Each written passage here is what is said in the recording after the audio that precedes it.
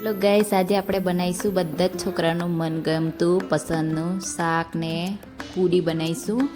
તો આજે મેં બનાવવાની છે સૂકી ભાજી બટાકાની અને પૂરી.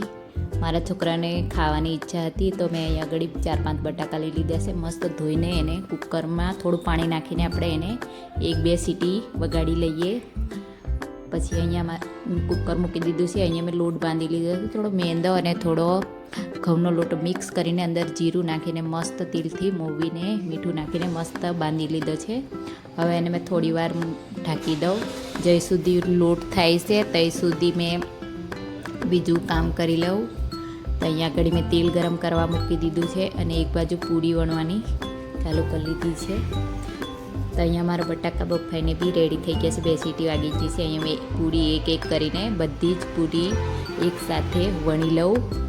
તો અહીંયા મેં બધી પૂરી રેડી કરી લીધી છે. હવે તેલ ગરમ થાય પછી આપણે અંદર ફ્રાય કરીશું. ધીમા તાપે થવા દઈશું. એક કરીને પૂરીઓ નાખીશું અને પૂરી નાખે પછી ઉપર એમ ધીરે ધીરે દબાવવાનું તો મસ્ત ફૂલી જાય છે. એનો મતલબ કલર બી બહુ મસ્ત આવે છે અને ફૂલે બી મસ્ત છે. તો ફૂલી પૂરી તો કોને નહીં ભાવે?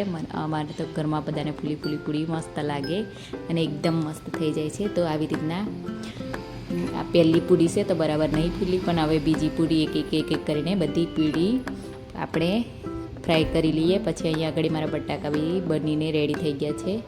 તો હવે એને એક કરીને બધા જ છોલી લઈએ અને આ છોલાઈને રેડી થઈ ગયા છે. હવે મેં એને કટિંગ કરી લેમ શાક બનાવવાની તૈયારી. તો આપણે જે પૂરી તળ્યું છે ફ્રાય કરી છે એ જ મેણામાં આપણે થોડું તેલ રાખીને એમાં જ આપણે બટાકાને તળી લઈશું. તેલ તો થોડું ગરમ જ છે તો અંદર નાખીશું આપણે રાઈ, જીરા, પછી જે અદરક લસણની પેસ્ટ મેં મરચાં કાપીને મૂક્યા છે એ કાપીને અને કઢી પત્તા નાખીને મસ્ત સતળવા દઈશું.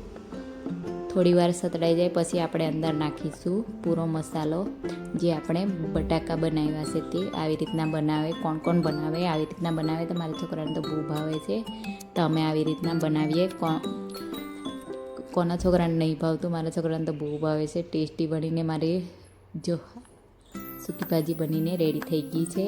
અને અહીંયા આગળ મેં કેરીનો રસ બી કાઢી લીધો છે. તો અહીંયા આગળ મારી ડીશ રેડી થઈ ગઈ છે.